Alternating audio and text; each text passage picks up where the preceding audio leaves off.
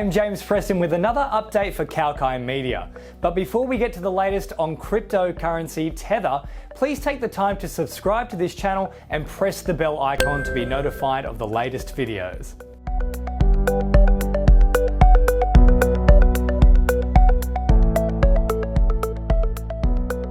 Cryptocurrency Tether released a breakdown of its holdings last week, leading some experts to believe the coin might not be as closely tied to the US dollar as it claims to be. However, while several cryptos suffered significant crashes, Tether remained solid. The world's largest cryptocurrency, Bitcoin, lost 31% once in the morning and a further 33% that evening, while Ether also free fell a staggering 44%.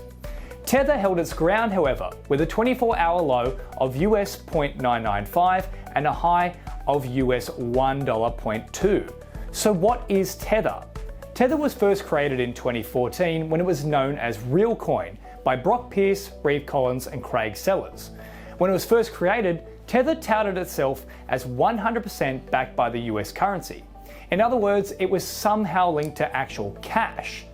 Tether is labelled as a stablecoin, which is a new type of crypto that ties itself to an external source. That external source is usually a fiat currency, that is, one that's tied to a government or in some cases, a precious resource such as gold or silver. In the case of Tether, that source is the US dollar. Therefore, if an investor puts 1,000 American dollars into Tether, that will always be worth 1,000 American dollars, at least in theory. This of course begs the question, why would anyone want to do that?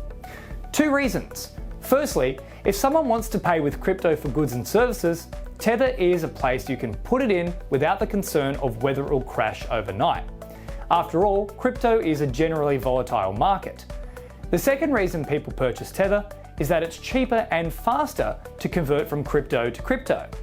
For example, if one wishes to buy a cryptocurrency but that crypto doesn't accept US dollars, that person can pay in Tether.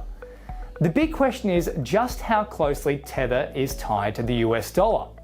In February 2021, Tether released an assurance opinion to assure the public that cash reserves fully back it. In that report, an independent accountant concluded that there was sufficient evidence that Tether held an amount of capital and assets which did not exceed its liabilities. Although in the report, there's no detailing of exactly what assets and liabilities Tether currently holds. However, when the New York Attorney General read this report, they decided it would be best to conduct a thorough investigation into Tether. In that investigation, the New York Attorney General discovered that Tether had, in fact, loaded funds into numerous bank accounts a short time before the accountant looked over their books, and then released the funds as soon as the accountant had left. The end result of that particular investigation was a staggering $18.5 million US fine in addition to a ban from operating out of New York. Perhaps most importantly though, it laid out how Tether had lied to the public. Just last week, Tether released what they called a breakdown of their reserves. However, the supposed breakdown only consists of two pie charts and it shows information only current up to the 31st of March 2021. The breakdown purports to show that Tether is, at the very least, mostly backed by cash, with Tether claiming that 76% of its reserves, total consolidated assets, are in cash or cash equivalents. If a bank had admitted this breakdown, it would be grossly inefficient. So why is it okay for a digital currency?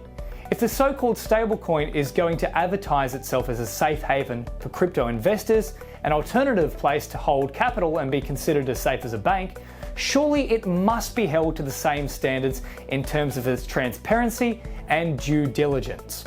If you enjoyed the information contained in this video, please like, share and comment on the video and subscribe to the channel.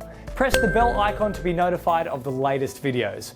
For more information and regular updates, please head to kalkinemedia.com. I'm James Preston for kalkinemedia.